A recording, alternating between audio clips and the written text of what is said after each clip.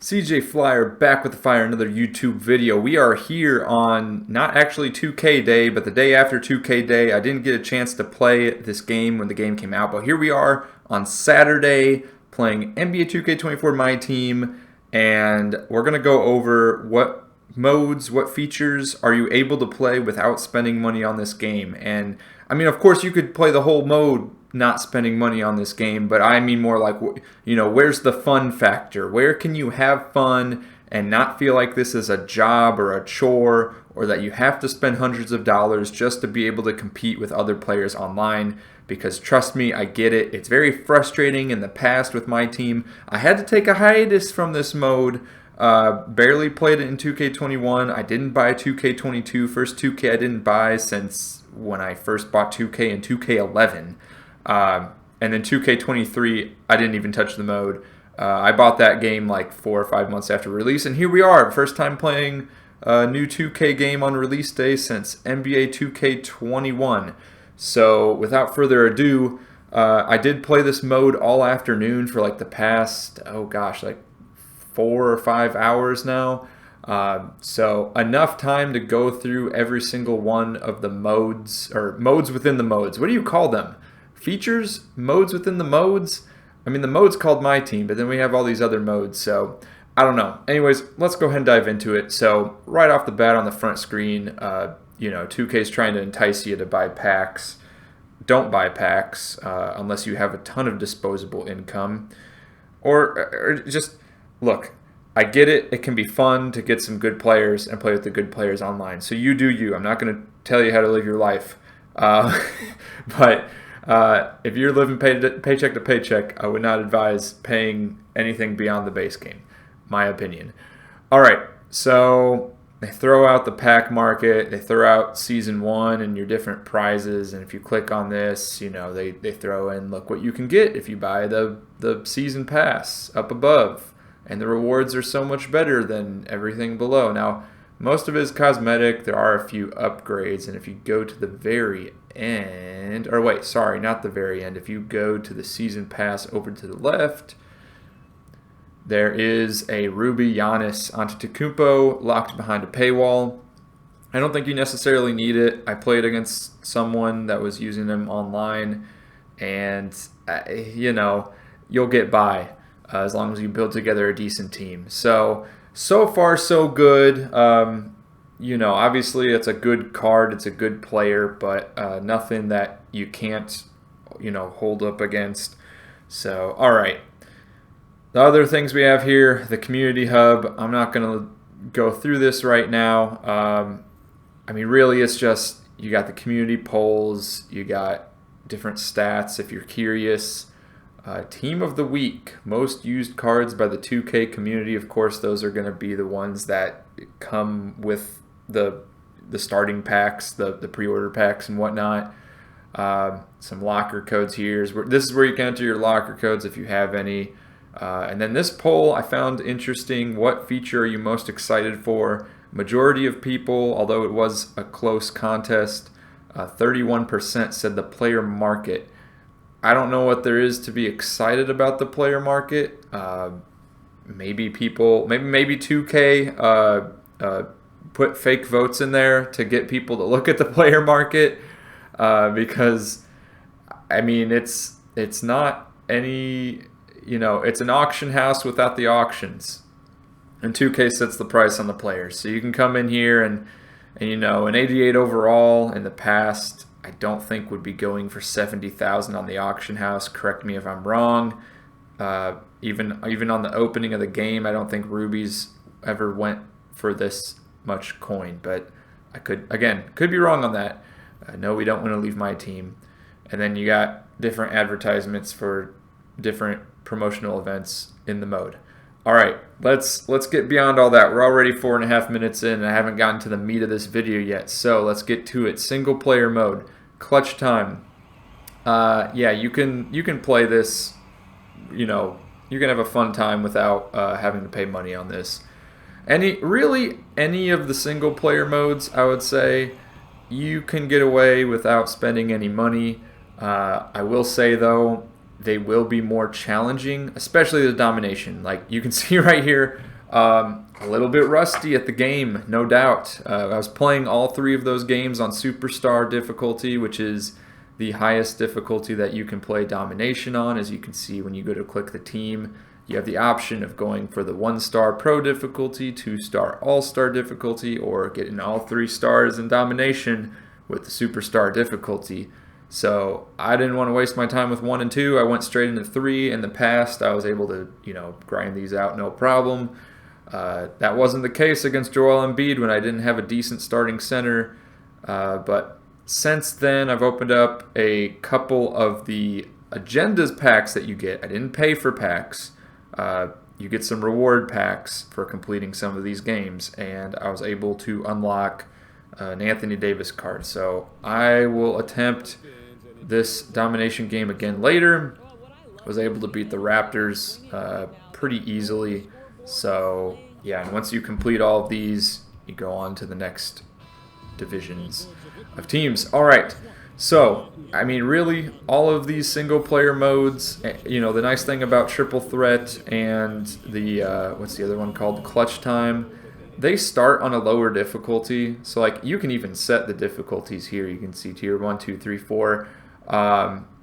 Yeah, I mean, it starts you on a lower difficulty on purpose. I think they're aware, they being 2K is aware that, when you first start the game, you probably don't have that good of a team unless you've been spending money. So they want to make the single player at least playable, because if they started you out on like Superstar Hall of Fame difficulty with a team of, averaging maybe 80 overall, that could be difficult. So at least they do you justice there. And then, yeah, domination's a bit difficult. You're probably gonna have to build up a decent team, or I mean, you can play on the lower difficulties and get by, I'm sure. But if you're gonna be beating these on Superstar, you need to put together a decent team. Nothing that can't get done within, I don't know, let's say like 10 hours of gameplay. You can probably put together a good team. The challenges, I haven't looked into these a whole lot, just because I was looking at the rewards for some of these. And it's just some badge packs. I mean, badges are good, to add on to your good cards to make them better. But to be honest, I didn't really look into it too much beyond that. I did play this challenge. It just gives you a random prize. Wasn't really worth it, if I'm being honest. And then we have some more. Just some of these prizes are decent. You get 5,000 MT for that one. But some of these, oh boy, a diamond basketball. Sign me up. Don't care about that. Again, some decent rewards, but might not be my first choice to get involved with. And then there's this one, which it looks like it's for some diamond shoes. So that's cool. I mean, I'm glad they add some challenges to do some variety. It's still not as good as Madden and their Ultimate Team mode. I've been playing that recently. It's my first time buying Madden in like 11 years. Yeah, they have a good system for people that don't spend money, which is surprising considering I would put EA on the same level as 2K as far as trying to make the most bang for your buck. Good business practice of raking in that cash. So multiplayer mode, salary cap, I was a little bit disappointed. This is still like a TBD. We're gonna have to see if this is something that you can play regularly without spending money on the game. On opening day, it's gonna be okay. So you see right there, they have my team salary. If we go over to my lineup here, team name the Frisco Flyers, because why not? Just something that rhymes with flyer. So, yeah, we have Derek Fisher and Robert Horry, the dynamic duo, if you will. So, in the bottom right, you see they have all the different salaries for the different players. We got, it looks like the Rubies, or no, sorry. Technically, I guess Derek Fisher and Robert Horry, well, Fisher's an emerald to start. Robert Horry is a sapphire. But with the dynamic duo, they get bumped up. Oh yeah, so it does keep his old salary. That's pretty cool. So the dynamic duo, even though they've become rubies now, that does not increase the amount of salary that they contribute towards the cap. So, or it doesn't change the total team salary. So cool. Um, yeah, but I mean, just looking at this, you have to play a little bit of the single player modes just to even get to this point, right? Like I said, I played about 4 or 5 hours today just to get to this point where I'm not even close to touching the max salary cap. It's a little bit concerning to me, so I guess maybe I just got to play a few more domination games, get some more. I mean, I have enough MT to where I could, if I wanted to, go into the player market and go ahead and pick up some players. So if we just scroll down, I have 29,000. So, I mean, I could go out and buy a Joel Embiid. I could buy a Giannis. I could go ahead and get some of these other Emerald players. And I think at that point, I'd probably get close to that salary cap limit. So you're going to need like 10 players that are 80 overall or above just to hit the salary cap, because 6 players at an 80 plus overall is just not gonna get you there. Now I did play a salary cap game and I did win, but my opponent had a worse team than me. So not taking the advice that I would give, which is you're probably gonna have to play some single player mode before you hop onto the salary cap mode. And again, apparently they're going to update these salaries regularly. I don't know what that means. Like, I think they said back before the game came out that they were going to make changes based on how many, like players that got used a lot versus not used a lot. So, like, the player usage of Derek Fisher is going to be really high. The player usage of Robert Horry is probably going to be pretty high. And who else? I think Jason Terry. Any of the players that came out of like the team's starting packs or the pre-order packs are going to have high usage. Their salary is going to bump up. And I don't know, like, I guess it's just going to force people to use other players, I guess. We'll have to see. For now, you can just use these guys. But if what they say is true, then I'd imagine that those players are going to get a bump in their salary, which is not going to bode well for the no money spent people. But we'll see how that goes. So salary cap, that's a to be determined if you can play that on a regular basis with no money spent and have fun and be able to compete with other people. Clutch Time Online, no sir. Triple Threat Online, no sir. Unlimited, maybe for the first weekend. Like I said, I've already gotten to games where you can, people are running pretty poor lineups. Like, I think they're just opening the game mode to try it out. They got their lineup of maybe 1 or 2 sapphires and a bunch of golds, and they're just hopping on into an online game. I don't blame them. No one, they don't really do a good job of explaining the mode. You just kind of get thrown into all these shenanigans, and good luck figuring it out. Yeah, so I won my 1 unlimited game with that lineup that I just showed you, and my opponent, I believe, had a pretty similar level team, if I remember correctly. So, yeah, this one's going to be hit or miss on opening weekend, but beyond that, it's going to be rough. Good luck winning this with no money spent. This, now, Triple Threat Online Co-op. This is low-key probably the best online mode. I was not expecting this. I thought for sure that salary cap was going to be the best mode and the most fun for people that are not spending money beyond the base game. But Triple Threat Online Co-op, it's basically, if you all have ever played Play Now All-Star Team Up, or whatever that mode is called, where everyone's on player lock. It's 5v5 in a regular NBA game. And it's usually a bunch of all-time superstars that you get to choose from, and you hop in and just go at it. Well, that's basically what this is. So if we click on Triple Threat Online Co-op, so you can choose to either invite your own friends, or you click, for PS5 is clicking triangle to look for a group. That throws you into matchmaking, and you'll get paired with 2 other people that are looking for other teammates. So you don't have to do a whole lot of work. 2K does the work for you to match you together. And this is the mode where I already ran into someone with the Ruby Giannis from the season pass, and then someone had a 90 overall Dennis Rodman. I'm not sure how you get that card right off the top of my head, but I think it was a rewards card, so the guy must have been playing for a bit since this game came out. And I went ahead and ran with 85 overall Kevin Durant because why not? So what's cool about this, like I said, it's basically like All-Star Team Up, except instead of the 5v5 regular NBA games, it's 3v3 to 21 in like the park mode, basically the same as triple threat single player and regular triple threat online. So I like this because instead of needing 3 competitive players from your team, you only need to bring 1 on. So as long as you have a decent player, probably like over 90 overall, like, okay, let's talk in like a month or 2, like into the game's life cycle here. Once we start getting more regular cards that are 90 plus overall, amethyst diamonds, that sort of a tier level of card.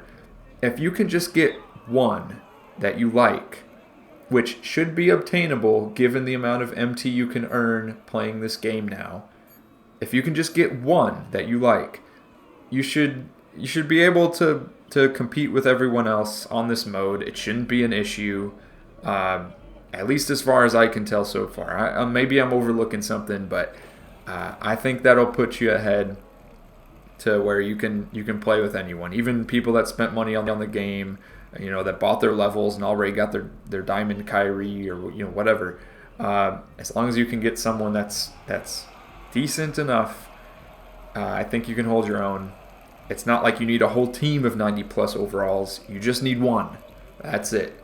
So that's really cool. I like that they have this game mode in here.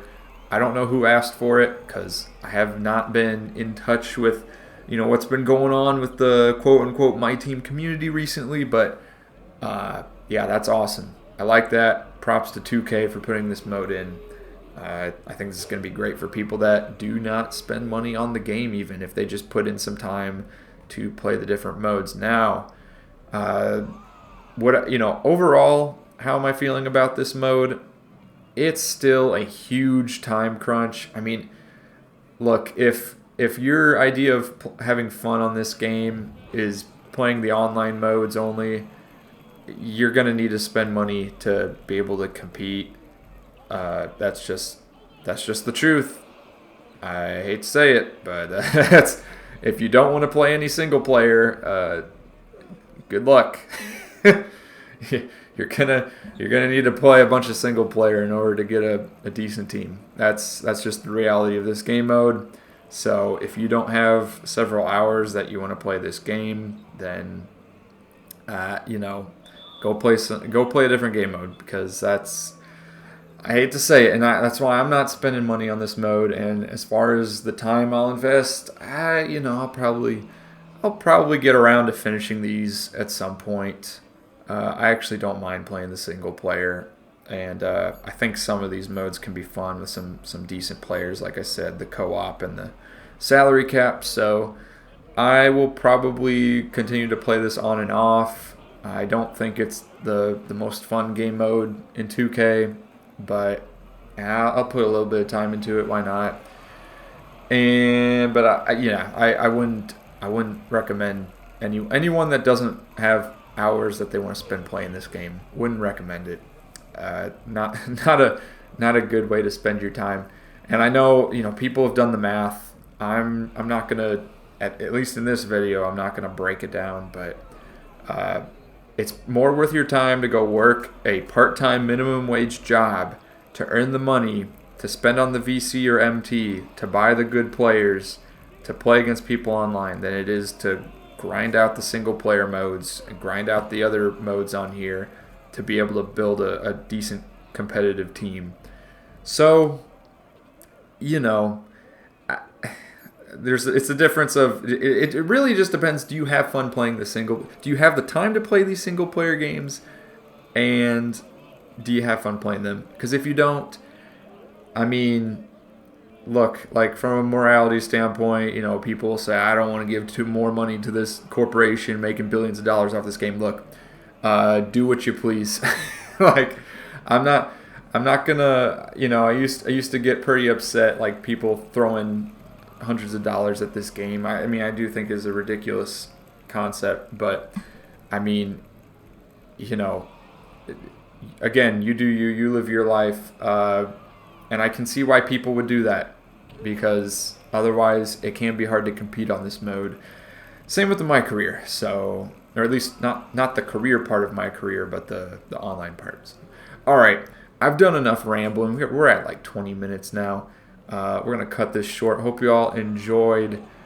Let me know what modes you're thinking about playing. Again, don't recommend this if you don't have a lot of time, and a few of these are you're able to play if you don't have the best team and haven't spent money. But I mean, it's very far and few and far between, far and few. It's late. Good night, y'all.